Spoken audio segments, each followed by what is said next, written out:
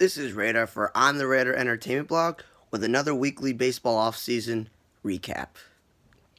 So the Twins decided to re-sign Michael Pineda to the rotation, essentially saying we're not going to get Kyle Gibson because he went to the Rangers, so we need bodies in this rotation because Perez is also a free agent because they have Jake Odorizzi who accepted the qualifying offer, and at the same time they still have Jose Barrios. They then, after losing Jason Castro in free agency, replaced him with Alex Avila, who, at this point, he could be a starter if you don't have a good catcher.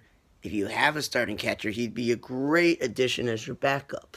Now, the Twins' Mitch Garver had 31 home runs last year, surprisingly. I'm not sure if that's repeatable, but at the end of the day, Alex Avila and him as a combination will be good enough for the Twins because they already scored enough. The Nationals re-signed Howie Kendrick. Now, both Brian Dozier and Ryan Zimmerman and Asdrubal Cabrera all became free agents. Those are all guys who could have played first base or second base for them. So was Anthony Rendon. So right now, on paper, Howie Kendrick is the leading candidate to be the starting second baseman of the Nationals, outside of Wilmer Difo, who they avoided arbitration with. Howie Kendrick could also become the first baseman or the third baseman if the Nationals sign second baseman. For right now, they at least got another infielder locked in. And Corey Spangenberg and Jay Jackson and a couple other players that played for Milwaukee, they went overseas. Specifically, Corey Spangenberg went over to Japan.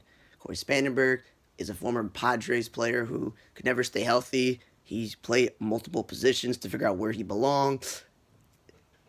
That'll be a good chance for him to go overseas and rebuild his value. Now, the Padres last week, after trading away Luis Urias and an extra pitcher to get Zach Davies and Trent Grisham, they went out and made another trade. Now, at the deadline this year, they traded Franmil Reyes to the Indians in that, multi-trade partner deal with all the players because Franmil Reyes, Josh Naylor, a former third baseman, Will Myers, a former catcher who's really a DH, and Hunter Renfroe could not all exist because what all of them have in common, those four guys, is they're power bats, they're good for offense, and they don't play much defense in their defense, and they're defensively only corner guys. Manuel Margot, Frankie Cordero, they're defensively center fielders, but they both haven't been healthy, and they both haven't been able to hit. So by getting Tommy Pham, who didn't play center field for the year and a half that he was with the Rays, is because they have Kevin Kiermaier. He will be able to play center field for San Diego. So no more silly experiments of Will Myers or even Hunter Renfroe in center field. Well, both of them are not center fielders. So having Tommy Pham in center, even though he's, in his early 30s, he's getting out of his prime, he's in the decline, they can put him in center field. Now that Reyes and Hunter Renfroe are gone, Will Myers has no competition for right field or left field, and Josh Naylor and this Trent Grisham guy could all compete for corner spots, the other corner spot that isn't taken up by Will Myers. So they improved themselves defensively. But they've, in one calendar year, traded away two young, controllable guys who can hit 25 to 35 home runs in Renfroe and Franmil Reyes. So I don't know what A.J. Preller's doing. Plus, he gave away Luis Urias just to get another pitcher when they could sign many of them on the market. Now, they also, after trading Urias to get Zach Davies, and now he's traded away both Renfroe and Franmil Reyes this year, all he has to show for it is, I got an extra pitcher, I got an extra outfielder, and I also have Tommy Pham, but he's in decline. And he just traded away also a couple prospects earlier in the week to get Jurickson Profar, who I think Oakland would love to have not traded away those prospects to Texas and given Franklin Barreto an opportunity to play second base. But regardless, by trading Urias, you create one hole at second base because Ian Kinsler, you don't know if you can count on him. Due to that statement, Jurickson Profar is nice enough for San Diego that they can play with second base. Now, by creating one hole and then you have to fix it, not a good idea. So I don't understand what A.J. Preller is doing. You created many holes on your team just to change the pieces around. Because outside of Chris Paddock, and now you signed Drew Pomeranz to Kirby Yates, you still need a whole rotation and a better bullpen. Now, the Mets are another team that made a silly trade. They let go of Juan Lagares and all the other guys who played the outfield who are extra pieces. Their best players are Brandon Nimmo, Michael Conforto, and Cespedes. And you can go with all three and just start Conforto or Nimmo in center field, and then late in a game, you have somebody on your bench to be a replacement for Lagares that can play center field. Jeff McNeil and J.D. Davis both also took bats in the corner spot. And with third base open, with Todd Frazier being a free agent, one of them will play third base. Now, the question is, where will the other one play if Nimmo, Conforto, and Cespedes are outfield? Now that you've locked into yourself for Jake Marisnick, who, again, former Marlins player who Miami gave away too early, he's a good defensive outfielder, but he's never been able to hit consistently in both Miami and Houston, which is why Houston could say to themselves, Springer's so good offensively, we're paying Reddick all this money, Michael Brantley all this money. We don't need to be paying Jake Marisnick to be a fourth outfielder. So that's really what the Mets give. They traded away 2 prospects just to get a backup outfielder when they could just sign one off the market. Brewers, Yasmani Grandal left him. They got rid of Eric Kratz in the beginning of the season. So they left with Manny Pena, who, you know what? Good defensive catcher. He's a good backup. There are plenty of catchers on the market that they could have signed to be in a system with him, or get a guy who's could back him, Manny Pena, up. They go out and trade for Omar Narvaez. They didn't give up a lot to get him, but Omar Narvaez, as a Sox fan, I know this. He's a much better offensive player than he is defensively, but he hasn't shown that much offense improvement. He was okay with Seattle this year, but he was in a system with 2 other catchers. Basically, Milwaukee went out and traded for a backup catcher when they already have a backup catcher. Made no sense. The Angels, after only having Andrew Heaney, as the season ended, as the only good starting pitcher they had, you expect them to go out and sign a Cole or Strasburg or Bumgarner or somebody. Their biggest move so far has been, let's trade 4 prospects when our system isn't that great to begin with, to get Dylan Bundy, who himself hasn't been that great, hasn't stayed that healthy. So again, another move that doesn't make sense. Dylan Bundy's not the type of pitcher I would give up 4 players, even if they're marginal prospects for. There are plenty of guys in the market they could sign. Yes, the Angels have been screwed before by signing a lot of free agents, but they could have traded for somebody else as a buy low candidate. Now the Phillies can't rely on Aaron Nola and Jake Arrieta to be their rotation because the last 3 spots have been an open walking gate. Like every couple of years, it's been somebody different. All 3 spots. It's never been the same guy. So they were looking for starting pitching. They went on and gave Zach Wheeler 5 years at $118 million. So the White Sox and all the other teams don't get Zach Wheeler. But Philadelphia is investing in Zach Wheeler, Bryce Harper, Andrew McCutchen. They took on Jay Bruce's contract. They gave up prospects to get JT Realmuto. They gave up prospects to get Gene Segura. They're spending money stupidly, like they said last year, to pay all that money to one pitcher when their whole rotation, they need 3 pitchers, not just one. The Braves signed former Philly Cole Hamels, who the Cubs had this year, to a 1-year deal for $18 million, like $100 million less. Atlanta losing Julio Teheran and Dallas Keuchel to free agency, but having Mike Foltynewicz and the 2 young guys, and they also have more young guys like Newcomb and Tuki Toussaint that could fill in the other spot, the 5th spot in the rotation. They pretty much have done everything they can to possibly fix their team because they went on and got the catcher in Darno. They went and got Will Smith and re-signed their own reliever. They re-signed Nick Markakis. The only thing they don't have is they don't have a third baseman, but Austin Riley can just slide over there because that's his position. They're ones making the deal.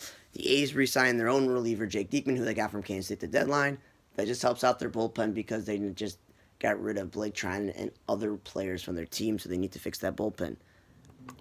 The Indians basically swapped one backup catcher in for another. They acquired Stanley Leon, who the Red Sox only kept because they liked him as a backup, and that was the end of the Blake Swire era in Boston. They basically said, we'll take Stanley Leon and we'll non-tender Kevin Pilecki, who is a backup. So they just swapped one backup in for another. And the Reds made another interesting, weird move of the week, is that they have Eugenio Suarez, who almost hit like 50 home runs last year. He had a good offensive season. He's turned the corner. He's been pretty good for the last 3 seasons. He made an All-Star game once in those 3 years. They're paying Joey Votto all that money at first base. They could have had a decision. Do you move Nick Senzel back to second base or even shortstop? Do we give Jose Peraza his shortstop back? They kept Freddie. They picked up Freddie Galvis' option, and they let Iglesias became a free agent. So Senzel and Galvis could have been their middle infield, or Peraza and Galvis, and kept Senzel in center field. They had options. They went inside and moved Mike Moustakas to a 4-year deal to play second base. Not third base, not first base, not DH. So there's no DH. and both infield positions are taken up. Signing Mike Moustakas to play second base when Milwaukee only did that as an experiment, and then how with the season that Travis Shaw had and the emergence of Keston Hiura for the Brewers, Moustakas moved over to third base towards the second half of the season. So him playing second base was only a small amount of time. In this situation, he's gonna have to play most of the time, and that's not a good thing. Yeah, he's good offensively, and that small ballpark is gonna work out offensively, but you're giving up defense. They also said goodbye to Jose Peraza, and because they signed Mike Moustakas to play second base, and they got rid of Peraza, it looks like Freddie Galvis will become the shortstop, which will keep Senzel in center field, and Senzel is proven he's not a good defensive center fielder. So you're going to have a bad defensive center fielder, bad defensive second baseman, and you still have question marks of who's going to play the corner outfield spots. Yeah, Cincinnati, you're not really going anywhere because you also non-tender Kevin Gausman when you only have Castillo and DeSclafani as 100 and Sonny Gray. You only had 3 spots guaranteed in your rotation. You still have 2 spots technically open. Getting rid of a pitcher, so you need to fix your pitching staff and maybe some other spots instead of spending all that money on Moose. Now, some of the players to get non-tendered, the Braves gave up on Culberson, but he's a backup. They can get somebody else in his place or resign him to the other deal. The Cubs say goodbye to Addison Russell. Hopefully some team will see him as a great defensive shortstop and give him the at-bat that the Cubs did not this year. Twins go, we don't want to pay C.J. Cron all this money because the Rays, they got rid of him and the Twins picked him up and assumed his contract off waivers, and that was also a surprise when the Rays did it. But his potential is 30 to 40 home runs. If you only hit 20-something and you miss time due to DL, you're not worth the money. And they have enough offense. They can finally move Miguel Sano to first base, and they can move Marwin Gonzalez to play third base, and they still won't miss a beat offensively because Gonzalez can hit 20 home runs this season, and Sano can hit 30. The Diamondbacks, I don't blame him. Souza missed the whole entire year, but a lot of teams will look at him as a potential buy low candidate because he can hit 20, 30 home runs and play corner outfield, or you can make him your DH. Diamondbacks, it was obvious they're going to get rid of Caleb Joseph once they signed Vogt to be in a system with Carson Kelly. Tim Beckham got busted for PEDs, and the Mariners aren't going anywhere, so of course get rid of him. But after getting rid of Encarnacion and Jay Bruce in season, and Domingo Santana now, they got rid of the 3 bigger offensive players they had when they started the season, and they did a system with who would play right field, who would play left field, which would move Haniger to center field, and he wasn't. So a lot of teams that need offense in the corner spot can sign him. Houston non-tendered Aaron Sanchez. A lot of people thought, that guy's going to be the piece to that rotation for the playoffs. Then he got hurt. And Wade Miley was, the 4th pitcher. Now, going into the Astros have lost Wade Miley, and they've also lost Garrett Cole free agency. So the rotation is going to be Verlander, Greinke, and Lance McCullers Jr. It would have been nice for them to have Aaron Sanchez, but they don't know when he's going to come back in the season, so that's probably the reason they did it. After a disappointing season for Travis Shaw, after the previous season where he said, I'll play second base, they dumped him. They had traded Aguilar midseason and let Thames become a free agent. And it looked like that Shaw would finally be able to slide over and play third base. A lot of teams need a first baseman in the National League as well, and the American League is a DH. He'd finally be able to play first base for Milwaukee, but they didn't give him that opportunity. So hopefully somebody signs him to play first base and not third base. Milwaukee, losing Gio Gonzalez and Jordan Lyles in free agency right now. They traded away Chase Anderson to Toronto. They traded away Zach Davies to San Diego. And they just non-tendered Jimmy Nelson. They've officially there got all 5 of their starting pitchers are gone. A 6th guy, Junior Guerra, they got rid of him. They got rid of Tyler Saladino and Hernan Perez. So right there, 2 potential guys to be on their bench, gone as well. The Phillies got rid of Cesar Hernandez, and everybody kept telling me how, oh my God, this guy is one of the most consistent players. He's a contact hitter. His average on base percentage is good. He plays good defense. He can steal bases. He batted leadoff second and 8th for the Phillies. He did everything for them. He's underrated. Well, they non-tendered him because they don't want to pay him all that money. So they now have an opening second base. That can go to Scott Kingery, but Scott Kingery last year was supposed to take the third base spot from Maikel Franco. But then with all the injuries in the outfield for Philadelphia, they had to play Scott Kingery in center field a lot when he wasn't a center fielder. That gave Maikel Franco an opportunity, but he still again proved below average defensively. He has 30 home run potential pop, but he's so inconsistent. Even the greats of Mike Schmidt and Larry Bowa criticize him. So Philadelphia is really hoping they can sign Anthony Rendon, Josh Donaldson, or Todd Frazier because they missed out on Mike Moustakas because they have a hole at 2 positions on their team right now, and Scott Kingery can only fill 1. Now, surprisingly, San Francisco, they went through all these veteran outfielders that they signed on minor deals like Pena, Geraldo Parra and Cameron Maben, done with those guys. They picked up Dickerson from the Padres. They picked up Joey Ricker from Baltimore. They kept calling up their own guys who were quad A players who couldn't field but could hit. They were playing infielders in the outfield. And when they got Kevin Pillar, they played him in right field to start because they had Steven Dugart. Then they kind of played him in right field a bit. But Kevin Pillar is still a Gold Glove caliber center fielder, and he had a pretty good offensive season for him. San Francisco said, nah, despite having like a hole in all three outfield spots, we're just going to just let him go. So I thought maybe the Mets would sign Kevin Pillar to play center field because at least his Gold Glove caliber defense and his improved offensive game would be good for them. There's still other teams that need center fielders like San Diego before they went out and got Tommy Pham. But he's a free agent. Angels, after Jonathan Lucroy got destroyed at the plate and then they released him and he went to the Cubs, they got Max Stassi, a backup. So Kevin Smith, again, a backup, but they got rid of him and the Angels still don't have a starting catcher. As I mentioned earlier, the A's cut Blake Treinen, their former closer, but he had a down year. But plenty of teams could use him because closers, relievers are like kickers in football. Not every year they're going to be great. And the Rays got rid of Guillermo Herrera. Well, a lot of times last year they didn't go with a fourth outfielder and stupidly played Avi Garcia in center field instead of Pham or Meadows. So it was obviously they didn't need him because they can just take somebody for their system. Diamondbacks couldn't handle the fact that Tajon Walker kept getting injured and wasn't healthy. Yes, they traded Zach Greinke, but the rotation is still Robbie Ray and Mike Leake. So they need to fix some spots in the rotation, but they didn't think they can count on Tajon Walker. Now, the last thing is the Marlins, who are a horrible team at how they do finances and doing players. They picked up Jesus Aguilar off waivers from the Rays because the Rays said we're not going to pay him all this money because we have other first base options. He is the only guy that on the roster that will play first base because they're going to probably still be stupid and play Garrett Cooper in the outfield when he's a first baseman by trade. And they picked up Jonathan Villar, who the Orioles put on waivers, despite the fact that the Orioles don't know who's going to play second, short, or even third base on that team. But the Marlins go, okay, so JT Riddle, he's gone. Starlin Castro, he's gone.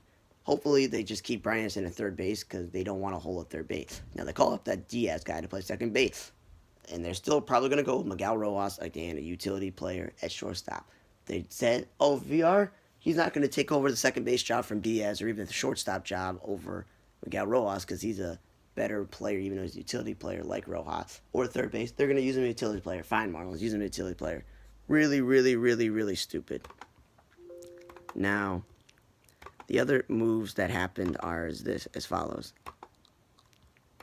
The players that avoided arbitration so they did not become free agents, I mentioned, was Wilmer Defoe for the Nationals, Mike Zunino. They needed their catcher, so they got him. The Dodgers needed bullpen, so they kept Scott Alexander. The Padres, because they have questions if Tatis and Machado would stay healthy, Greg Garcia backup. Brewers, they have their starting shortstop, so they retained him. Dodgers still need a catcher at backup-wise, so they retained Barnes. The Cubs, who just got Jarrell Cotton, they said, we're going to keep him. Giants said, we'll keep Dickerson and Peralta. The Sox, avoid arbitration with McCann. The A's, who picked up McFarland off waivers, they kept him. Twins need a backup if Gonzalez is going to start, so they kept Andriaza. Travis Jankowski, who the Reds got, they're keeping him. Nationals also keeping Hunter Strickland. The Royals are keeping Mike Montgomery because they need pitching. The Phillies need a backup catcher. They kept Andrew Knapp. And the Orioles kept, Richard Bleier because they need some relievers as well. So that was another weekly edition of Baseball Offseason Recap from Radar for On the Red Entertainment blog. See you next week.